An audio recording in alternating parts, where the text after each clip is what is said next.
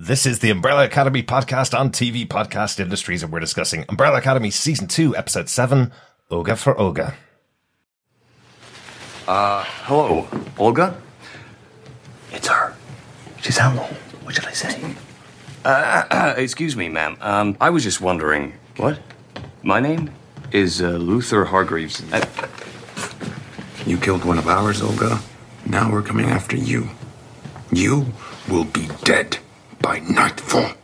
Hey, it's Öga for Öga, idiots. Swedish for an eye for an eye. Means the Swedes killed Elliot.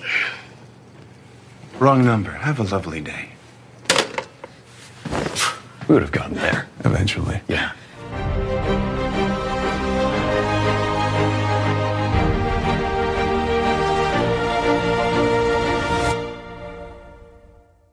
Welcome back, fellow Academy alumni. This is Derek, one of your hosts for the Umbrella Academy podcast on TV Podcast Industries, and we're talking about Umbrella Academy Season 2, Episode 7, Olga for Olga. Idiots.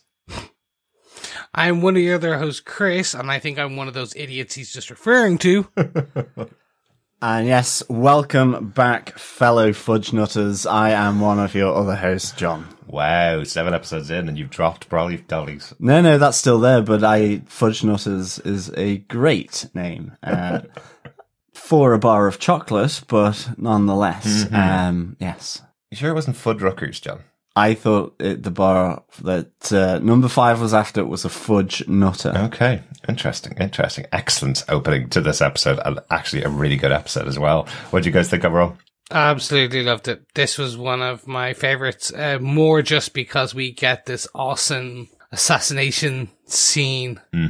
And with 5 in all his glory. Absolutely, yes. The more and more I'm seeing of Aidan Gallagher throughout this season, he has outstripped every other character for me.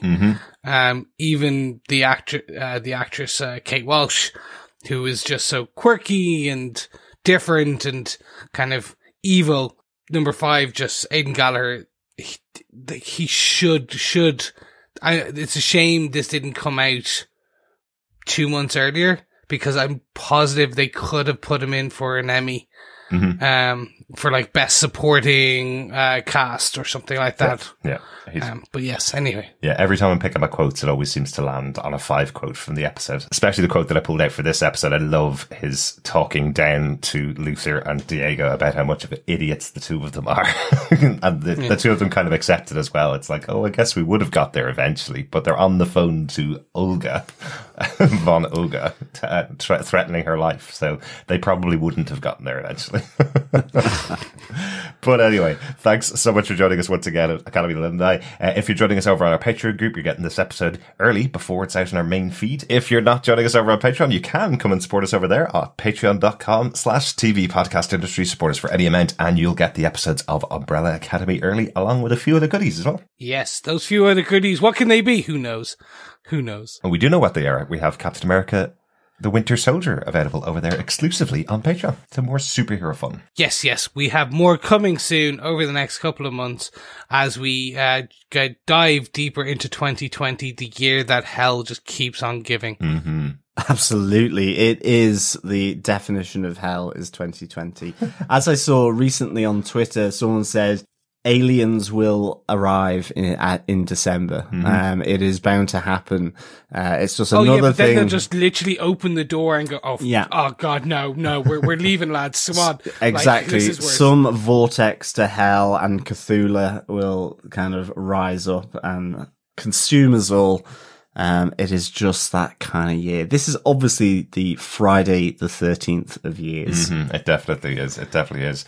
But in terms of all the amazing TV you're going to be getting and the podcast we're going to be covering, you've got this. We are covering Umbrella Academy Season 2, as well as in the lead up to Boys Season 2, which we know is coming in just a few short weeks. So, of course, moving it all back, if you go to patreon.com/TV Podcast Industries, you get all the episodes early, as well as a few other goodies. Films won't be back for a while, so we'll see what else we can add in there for the time being.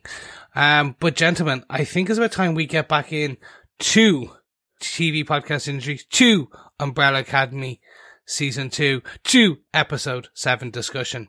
So, Derek, do you want to tell us who gave us what in this episode? Absolutely, yeah. Episode 7, Olga for Olga, was directed by Ellen Kurras. She directed episode 6. I remember she was the cinematographer on Eternal Sunshine of the Spotless Mind that I mentioned. I just want to mention that again because that's pretty awesome. The teleplay for this episode was done by Nikki Schiefelbein, wrote on comedies like Flaked with Will Arnett and The Ranch with Ashton Kutcher. So, good comedy base behind her. Yeah, absolutely. And I mean, this whole series has good comedy in it, I think. Really nice. But then, strangely, this episode has some really tough emotional moments. They're definitely. And I'm like, that's the thing I found, the balance and interplay that they've managed to build this writer's room full of people that you've seen, like, who are quite serious, like, dramatic writers. And then you've got these kind of comedic, I wouldn't say, comedic is probably wrong, adult comedy. So we're not talking Monty Python here. Yeah. We're going more kind of a bit. Well, we are going a little Monty Python. Well, We discussed that in the last episode. Certainly, yes.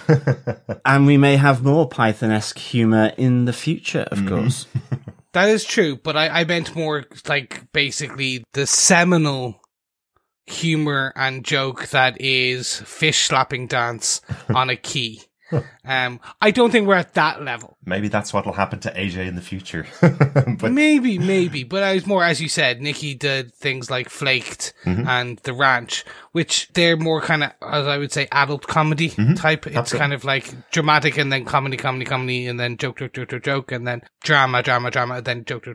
I only knew Ranch as a dressing, to be honest. I haven't heard of that one. you need to watch more comedy, John. I know. Yes, we really need to get you out more. Well, we need to get you more. Don't kill me, in front of Chris. The TV. You said get Anyway. you out more, Yeah, not exactly. take you out more. But John, No, COVID. absolutely. But John, do you want to tell us what they gave us with your synopsis for the episode? Sure. After Five travels to 1982 to carry out his new mission for the Handler, the siblings face a flurry of difficult decisions.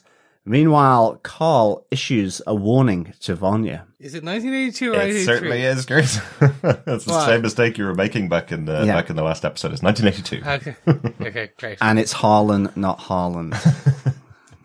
We have I mentioned will this I will before. pronounce however I want to pronounce. There's so much that went on in this episode. I can't believe the synopsis is only one line for this. We need to write better synopses for these episodes. That is true. No, we don't. We don't. This is perfect.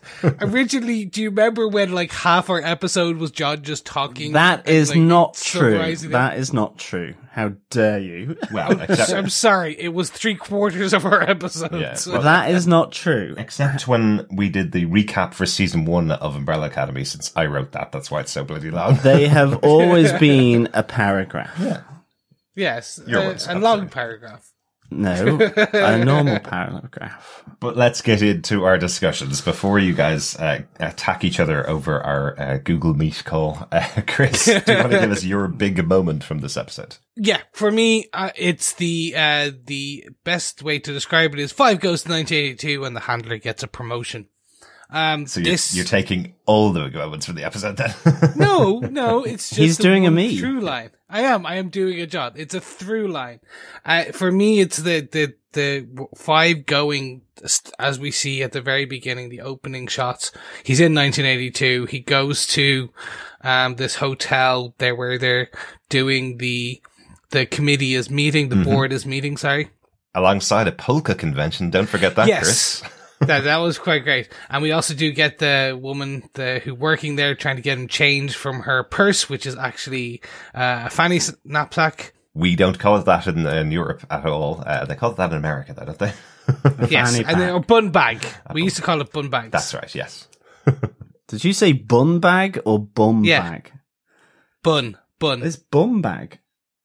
No, it's bun bag. Well, I called it B-U-N. bum. Okay, growing up, we always used to call it a bum bag. So in the UK, see, this is the very, very many definitions and strange things. I think that's why they called it a purse in this.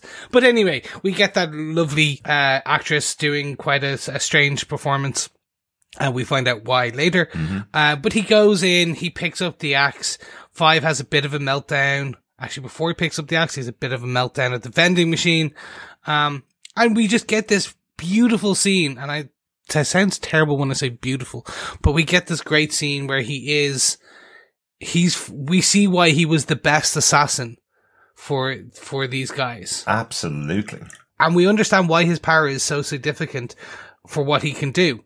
Because he's just popping all over. He jumps in and he's just popping, like he, as they make a move, he's basically there and like cutting off their arm. Mm-hmm. Or he's enveloping them and teleporting them at the same time and then throwing them into the ceiling. Yeah. I have to say that opening moment where he cuts off the arm of the person that's supposed to be calling for the emergency services is fantastic, because I didn't expect that that's what he was doing. I thought it maybe the head was going to be cut off with an axe, and then it just cuts back to her, no arm, sitting, or her arm sitting on the table, the rest of her body separated from it. But yeah. This is the real, this is Matrix with an axe, basically. Yeah, exactly. And it was just, this is one of the reasons it was one of my top moments, even throughout such a packed episode. Because it's just, for a show about superheroes, we don't see, it is very grounded in family and the apocalypse, and them, there's the story beat of them trying to, so while there is flourishes of them using their powers, like Allison using her rumor and Klaus kind of being possessed and all that type of things, we don't see the all-out Avengers-style moments, fights, like we saw at the very first episode. Mm-hmm. Like, it's grounded, and that's fine. That can be a budget thing, an FX thing, like an effects. It could be multiple things. It's also like you don't want an over-the-top, every day, every episode, they're using their powers. Exactly. Like, it's supposed to be something. So, that being the case, we've heard how the old-timer is and was one of the best assassins. And you're thinking about it, you're like, well, yeah, like, I suppose he could, like, he probably was just really good with a gun. No, this is why he was one of the best. Because he's able to take a running swing and take off someone's arm without even actually running. He can just, the momentum of his teleportation kind of just takes him forward. Mm-hmm. And they didn't even show that much gore. When I say, like, they didn't show him directly cutting a guy's head off. Mm-hmm. What they did was, you hear the blip, you see him, and then it pans to him behind the guy, and the guy's head comes in half. Exactly. Yeah, it's how you maintain your rating when you're on yes. when you're on these shows. Don't show the blood. I do love that for about a third of the fight, there's just a body hanging out from the roof by its neck as he's going along. But we do see the, will we say, tragic end of AJ Carmichael, heading the fishbowl, at least the fishbowl anyway, at the end of the fight as well, which was just great because it's effectively building up to the point where AJ is going to be taken out by Five the whole way through that scene. It's just waiting for that moment when he's going to get to this very fragile fishbowl and he eventually gets there with a cricket bat. Which I thought was just brilliant. Absolutely. Yeah. It was just fun because he's just like, come on, stop running. Mm-hmm. Anyway, this all, as you said, this all leads to that the board is gone. AJ Carmichael is handed over to the handler. She gives the time traveling suitcase from the commission to Five, but she gives it with a caveat. They have 90 minutes. And then the part that I wanted to move over to, and I'll let someone else take the kind of 90 minutes piece. But it's essentially that the handler is now effectively in control. The handler is taking over the commission. It was a coup de grace. And that's fine. And that is actually quite an interesting, that's not what I was expecting from the outcome of this. Right. I wasn't expecting that she wanted to become the dictator, the number one, the Donald Trump of the commission. I didn't see it as a coup. I saw it, I didn't think of it as a coup. Right. I suppose maybe I just didn't think about it enough. Maybe, yeah. I think that was always in my head. She just wanted her old job back and she didn't want this guy who... So, it's the old job back. That's the bit. I thought she wanted her old job back. I didn't know she wanted total power and control over the commission. Well, it's a coup. Yeah, it is a coup de grace. Yeah, well, that's what she said. So, like, in the last episode, she was talking about how we need the deniability of what we're about to do. So it was always about taking over the commission, for, at least for me anyway, because it's to put the blame onto number 5. He is her patsy, and she's using him and she's working him, to the point where the whole 90 minutes for the briefcase, as he was saying, you mentioned nothing of this, and all of a sudden it has to be, we've got to get the entire academy to the alleyway in 90 minutes. And hence that whole TikToking, which is great through the episode, this build up of time. So I think for me, at least anyway, it's always been this idea of a coup or a revolution. Yeah, absolutely. And I think she doesn't think they're going to make it in the 90 minutes. She's kind of hoping they're not, because then the patsies are stuck back in the 60s with no way out, basically. So I think not only is she challenging them with the 90 minutes, she also probably believes it's not going to happen. So that leaves them stuck then they're there, stuck in 1963. Yeah. Well, are they stuck? So that's the one bit I'm always questionable of, is why, if he was able to travel to 2019 previously, which we know he did, why can't he do it again? So I think what we've heard from 5 is that he knows he messes up every time he tries to do something massive. Time related. Yeah, so that was it. Yes, that's the story with his conversation with his father. Yeah, so he does jump forward to 1982 in this episode on his own, but I think the jump between the 60s to 2019 is the one that made him younger, so he doesn't want to do that to his family. If he brings all of them with him, and they all de-age maybe when they arrive, that's probably too much for him to control. And previously, when he jumped back to the past, everybody was separated across years. He doesn't want to do that again. So having a briefcase that would get them all back together to that place would make sure it's all safe, I suppose, if they all use the briefcase at the same time and go through at the same time. So I think that's the feeling, and that's following on for the discussion that he had with Sir Reggie, where he's saying he doesn't trust himself to be able to do this again. Yeah, he needs to do the seconds instead of the hours and days and years. But immediately afterwards, he does jump forward 20 years in time to commit these exactly. But I think it's just, he does that on his own in that episode. I think that's probably the way I'd let him out of this. He does that on his own, and it's not as far forward as jumping 50 years, potentially. So. True. So, any other comments from you guys on these two bits? No, nothing for me. John, do you want to take us on to your big moment from the episode? It's just simply, I loved the possession of Klaus by Ben. I thought it was really good that Ben kind of got this moment here. And I mean, just the toing and froing between Klaus and Ben anyway is really, really good. Klaus has kind of ignored Ben. He hasn't kind of really involved in when the academy has gotten together. So I thought it was really good that Klaus allows Ben this brief moment of possession, so that he can do Dirt Angels with Jill, who's his flame. I love when he's walking through, you have the toes going through the dirt, but he picks what looks to be an orange off the tree, but ultimately it's a massive grapefruit, and it has that sort of the kind of the acidic sourness of a grapefruit, which was really good. Bites straight into it, yeah. And I think what's really kind of, I suppose, endearing here with Ben is him connecting with Jill, and it all seems so innocent from Ben's perspective, but ultimately Jill is a little dirt bird because she's been doing a few 3-ways with Klaus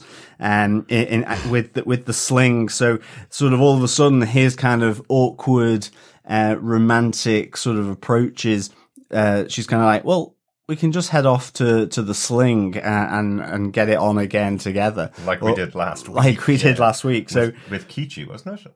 Yeah, exactly. So it was just, I loved all this. I thought this was really, really nice. And then, of course, I think what was fantastically done was the whole struggle for the control, as they're making their way from Klaus's mansion to the alleyway, where you get glimpses of Ben and Klaus kind of struggling to get rid of the possession or maintain it. I thought that was really good. Absolutely. And ultimately, in the end, leading to Ben being vomited out of Klaus's body in the alleyway. I just really liked this. It was a nice moment for Ben. You know, that idea of him sort of going along. It was also very kind of hippie-esque, this idea of touching all the plants, tactile experiencing nature and all that.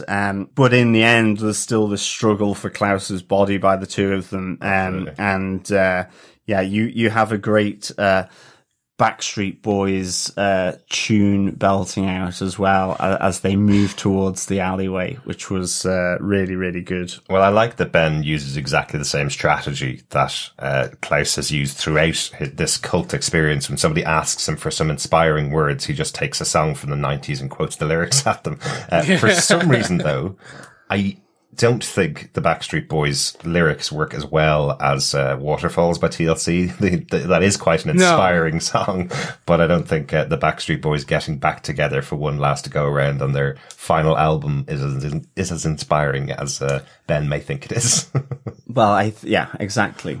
But I think that was the point. He was just clutching for straws, and it was Backstreet Boys. Yeah, weird, isn't it? What is it about that song, guys? Can you explain it to me? That's been used in so many movies.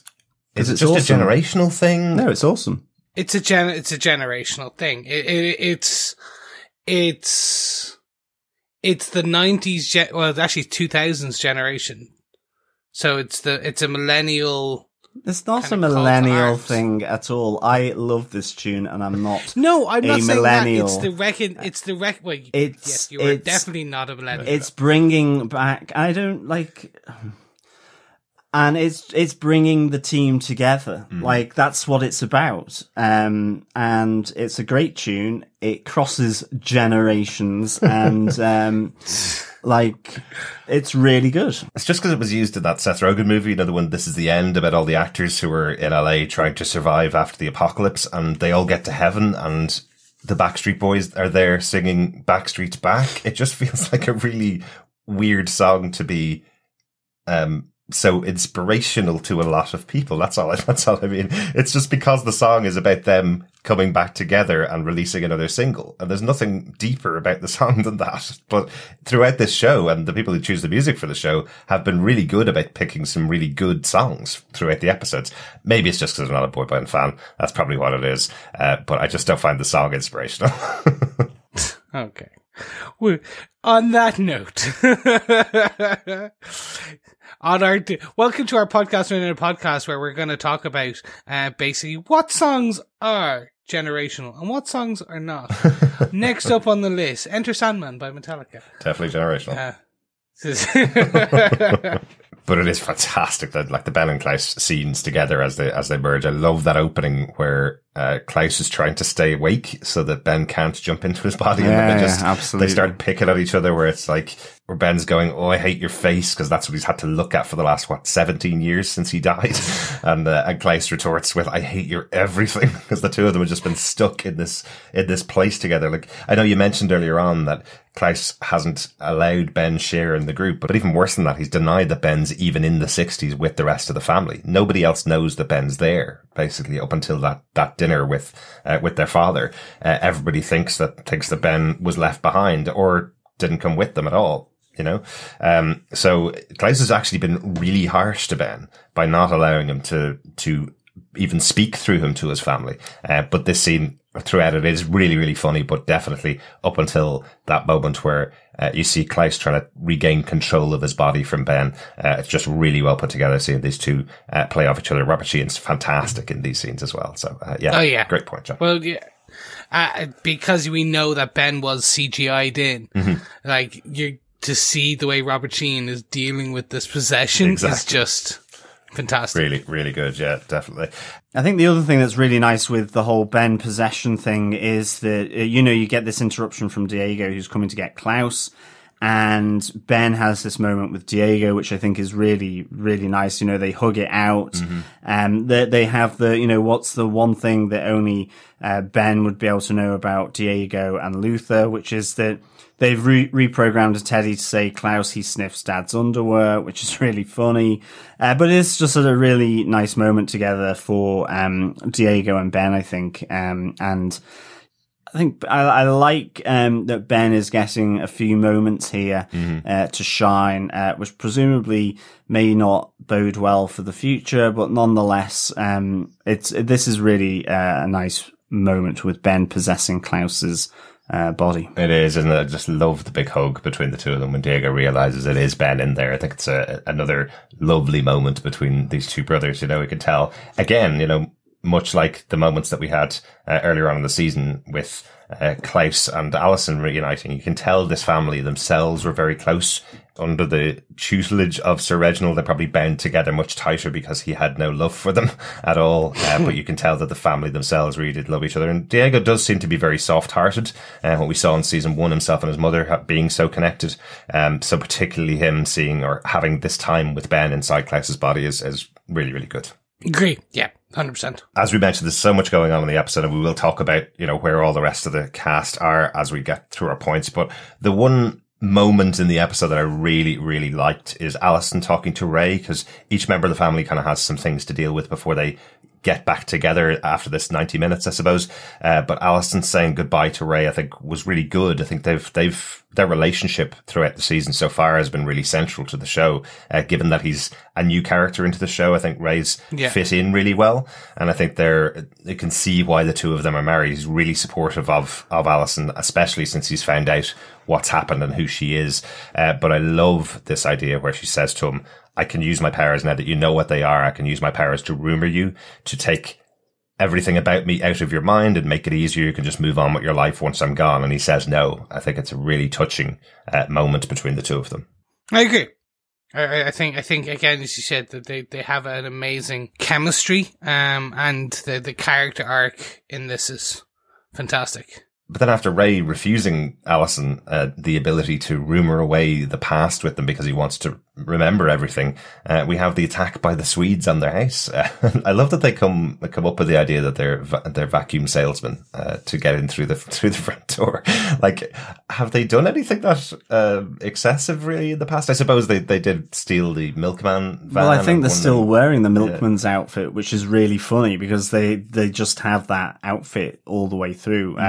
I think they are anyway. I think it was so. It's Hoover salesman dressed as milkman. So yeah, slash assassins. I think it was the one that blew up had the milkman hat, whereas these two guys didn't at least keep the milkman hat on them. So maybe the white outfits can be multi-purpose, but I don't know why. I think just because they seem to be making this excuse to get in through the door, they don't do anything further than that. They just show off a Hoover that they're trying to sell, or a vacuum. That's the bit.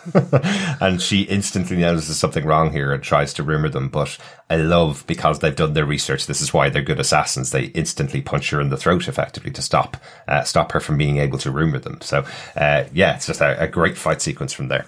Well, fight sequence, it's just fun to see. I don't know if I go that far to say it's an amazing fight sequence. No, it's just that she again is at the end of it. She holds her own. Alison holds her own for the whole thing. And then at the end, which is, I heard a rumor you killed your brother. Yes, absolutely. And that is just, it's fantastic to watch. I know that sounds very morbid, but it's more that you can see the hurt and the pain on the Swede as he's doing this. So he's compelled to do it. He doesn't want to do it, if that makes sense. Yeah. But yeah, overall, I like this. And then jumping back very quickly, just to Ray and his decision not to be rumored away the memory and the pain. That's great. I actually really enjoyed that aspect of it, because he was basically, I'd rather have be in pain for the rest of my life than forget the last year with you. Yeah. And I'm like, oh, that's kind of sweet. It's lovely. Like, it's not sweet. It's a fantastic way to show that it wasn't just a fledgling love or marriage. there's something deeper there. Yeah, you're right. Like, you know, the temptation, of course, for her when Luther visits her and says, we're getting back together and we're going back to the future effectively, is of course her child's there. So, and her child could be saved. So, of course, Alison wants to go back to visit her child in the future, you know, but of course, you know, this temptation between staying with her husband that she's lived with for the last year or going back to see her child, you know, that is something that she has to weigh up. And I'm sure it would be so much easier for her if she could just rumor away Ray as well and make sure that he wasn't in pain as well. But yeah, I do like the interplay between the two of them. As I say, I love the writing between these two characters. Really good. Weirdly, we've never mentioned who Ray is, the actor who plays Ray in this show. We saw him in Good Omens. He played one of the four horsemen of the apocalypse. So we actually have talked about him on the podcast as well. So really good actor. Really enjoy him in the show. Yeah, definitely. So I think the other great thing about that, the Swedes turning up, is, that fight, but it is also that I heard a rumor is used here, and it's used against the elder Swede, to kill his own brother. Despite him having just had a Hoover attachment to the eye, again, just kind of nice, cheeky reference to the eye for an eye. But it is, he is forced into killing his own brother, strangling him by Alison here. So Ray doesn't get the I heard a rumor treatment, but certainly the elder Swede does for sure. And he plays that really. He plays it really well. That idea of him compelled to do it, but trying to fight it. I think it's very, very well done by him. Absolutely. And confirmation that they are brothers as well. We did question, I think we had a conversation about whether they were brothers just because they all had blonde hair didn't necessarily mean they were. So nice that they had it just referenced there that they were brothers. So, but yes, three become one. In the Swedes. I mean, hopefully they'll have a Spice Girls reference. Absolutely. That's kind of it for the big points for the episode. As we said, there's a lot going on with everything in this episode because all the cast are getting back together for this final moment and all wanting to say goodbye. The one we really haven't spoken about much is Vanya and what's going on with her. Following on from Carl finding Vanya kissing Sissy in the back of the car, we have a lot of stuff going on with Carl and Sissy and Vanya back at the ranch, I suppose, back at the farm.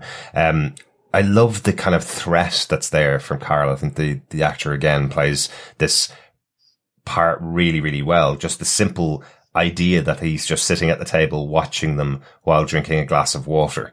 And Sissy realized there's something wrong with that when she offers him a beer and he's like, no, I'm okay right here. It's really threatening from him from that point onwards. And we get the real threat from him. We get the fact that he's going to send Vanya off. He wants her to take the car and run away, basically, and leave them alone, or else he's going to send Harlan away because he knows exactly how to push Vanya's buttons. He knows that if he sends Sissy away, that actually won't hurt her as much as it will sending Harlan away. So there's lots of threats there from him, a really good part of the episode as well. Yeah, definitely. I think the guy who plays Carl here, I think it's done really, really well in terms of the writing and how, like, it's almost reasonable in a sense of how he does it. You know, you kind of think he takes her out to the ranch and you kind of think, is this kind of going to be, you know, a gunshot to the back of the head? Because he kind of references his ranching mate and so on. And in the end, you just have this very kind of matter of fact about disease spreading through the herd that needs to be stopped, and so you have to kill them all. And it's that threaten, as well as then the threat to put Harlan into a facility for his condition. It's that calm threat that's really chilling and disturbing towards Vanya and even towards Harlan. But it's also just the fact that it really does mash it up really well, because actually, you know, Carl in effect is just trying to protect his marriage, actually, but it just shows the blurriness of being, you know, good and bad is that kind of, you know, I don't mean to reduce it down to that, but, you know, on the face of it, Vanya is trying to steal his wife. I think it's handled really well by the writers, and I think both Vanya and Carl in these scenes are just so good. Yeah. It really, you see that Vanya cares so much for Sissy and Harlan with wanting to bring them along, and needs to go back to at least either bring them back so that they can jump as well, or to say goodbye. At the same time, Carl's kind of, protecting his a bit like a cat or a dog, protecting their territory. Yeah. And then he's his wife, and they haven't married for years. You got to think about if it was one of the other members of the Umbrella Academy there, if it was maybe Luther that was there, or Klaus that was there, or Diego that was there, who was coming on to his wife, he probably would get a shotgun to the head. No, exactly. But instead of that, you actually get a really awful way that Carl describes what's going on. Exactly. He's basically talking about it being a disease, saying you're unnatural and you need to cut out the disease before it spreads, is the way he describes it. So much worse connotations to the way that he's speaking about it. It's absolutely about her being a lesbian, not about her stealing his wife. He wants her gone out of there to stop. Absolutely. It is. It's that subtlety of a reasonable approach, but then there's this cool kind of, or really obnoxious analysis of how you have to deal with it because they're homosexual, which is all about disease and cutting it out.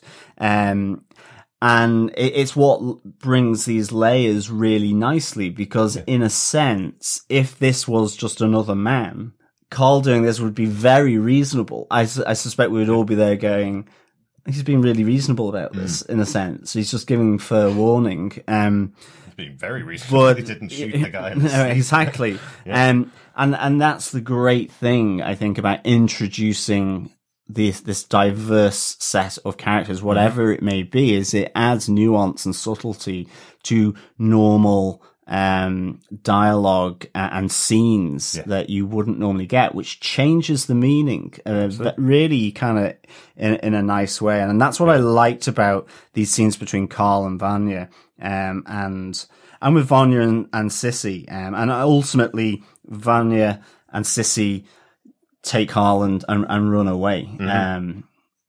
So, which leads to a very good roadblock and use of her powers, which Sissy sees for the first time. Yeah, absolutely.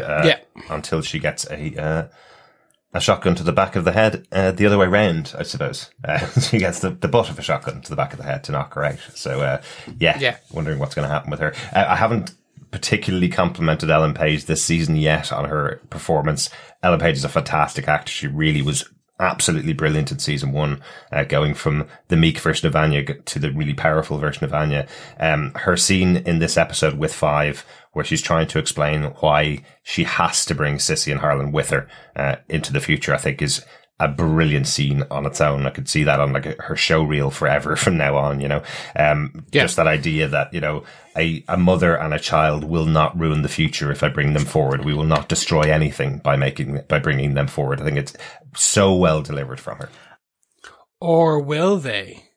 Oh, and I think what I quite like about this is they have a face-off of powers, and both back down ultimately, which I thought was quite interesting. And that there is that kind of mutual respect of what the other can potentially do. I thought that was really interesting. It's not what I was expecting between these two in that moment. Just where you kind of get those waves coming from Vanya, and you kind of get a little blue with number 5, and ultimately number 5 backs down and they compromise, because he doesn't want her to go at all. He just wants to get her to the alleyway.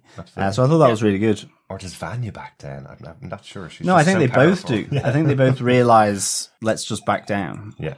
Anything else about the episode? Any other notes about the episode that we want to talk about before we go on? Nothing from my side. I just think, as we said, it's interesting to see where this sets us up for next episode. Exactly. Yeah, absolutely. The only other note I have is about the handler taking over the commission. I love her speech to everybody in the commission, especially her comment about there is grief counselling available but not paid for by the company. I just think it is hilarious. I love that she's got this power back in her hands, and she's still just as crazy as before. And remember, nobody here likes her either. So we saw that when she was returning from her time in hospital, tried to give her coat to somebody, and everybody just ignored her return. So that's going to be very interesting as well, her work with the commission. I think that's it for all of our notes and points for this episode. If you want to get in contact with us, make sure you email us to feedback@tvpodcastindustries.com with your thoughts about the episode. We'd love to hear what you're thinking as this season goes on. Overall, Chris, what did you think of episode 7 of season 2 of Umbrella Academy? This was one of my favorite episodes to date. Mm-hmm. The fun of Klaus being possessed by Ben, the race to the end. It was basically the race episode. Mm-hmm. Can we move everyone around? I was actively yelling at my TV sometimes, going, 28 minutes. What the hell? Stop talking. Just run. And then the selfishness of Vanya, I suppose, it kind of like, no, I'm not going without Sissy and stuff. I'm like, no, so fine, just leave Vanya then. Who cares? But I'm like, I suppose obviously you can't. And then just from that opening sequence with 5, it was one of the better episodes for me. Mm-hmm. Don't want to say the best yet until I see the remainder of the episodes of the season. But yeah, really, really, really good. John, what did you think? Yeah, I really like this. I'd give this 4 fudge nutters out of 5. I just like the build up. The whole kind of the use of the tick-tocking from the clock and the build up to get to the alleyway on time, and how everyone is going about this, and it's all a bit like The Family, dysfunctional. They're prioritizing sorting out, whether it's with Ray, whether it's with Carl and Sissy and Harlan, and it all doesn't quite go to plan. And actually, the biggest mess of the family in terms of Klaus is the one that gets there on time, presumably because he's possessed by Ben, which was really good. And you have, sort of just the great, the board slaughter, as you guys picked up on at the start, and which is really good, and the kind of the many fish bowls of AJ Carmichael, which was nice. I thought he was going to get killed. I wasn't expecting him to be put into the plastic bag like you would get at the fairground, and ultimately as a trophy on the side of the handler's desk now that she's done her coup. Mm-hmm. So yeah, this was really good. I like the urgency of the 90 minutes. So yeah, 4 fudge nutters out of 5, if indeed that's what they are. Excellent. Derek, what did you think? I'm going to keep it short. I really liked the episode. Lots of serious stuff going on, as I mentioned, with Alison and Ray, and with Vanya and Sissy and Carl as well. But some great funny moments in the episode as well. The call to Olga Foroga from Diego and Luther, I think, is absolutely hilarious. These two guys who are supposed to be the leaders of this team, both of them have always fought for leadership since the beginning, and they couldn't organize a piss up in a brewery, as we'd say. I think it's absolutely hilarious to see the two of them. But yeah, there's so much other great stuff. Klaus and Ben, Possession is brilliant as well. Really top episode. It's definitely one of my favorites so far as well. Yeah. One final thing to do before we get out of here for our discussion about episode 7. John, we're back to our pub quiz. Remember, fellow Brolly Dollies, you can send the answers to the Umbrella Academy pub quiz to feedback@tvpodcastindustries.com. It is now being put up in the spoiler section of the episode comments. So as you go into the comments for that spoiler post on Facebook group, which is facebook.com/groups/TV Podcast Industries, we're putting up the question for that episode as well. So there is multiple ways in which you can engage with the pub quiz. But the question for episode 7 is, what is the other convention taking place at the Lonely Inn in 1982? Oh, right. Okay. I didn't know that was the question. I may have given that answer out earlier on, but that's okay. That's fine. That's okay. Can I just say I do love the reaction from two of the people from that convention when they see blood covered number 5 and just turn around on their heels and close the door behind them. As we all would do. None of this hero complex for me. Absolutely. Close the door and lock it. Thanks so much for joining us for this discussion. Make sure you get your answers in for the pop pub quiz to feedback@tvpodcastindustries.com, and we will talk to you very soon for the next episode. Yes. Talk to you guys soon. Yeah, thanks so much. Remember, keep watching, keep listening, and keep nutting. Nice. We'll be back with episode 8. Oh, that does not mean what you think it means, but bye. I know. I'm going to explain it to him when we're in our break. I know what it means. We are going on to episode 8, The 7 Stages, next time. Bye. Bye. Bye.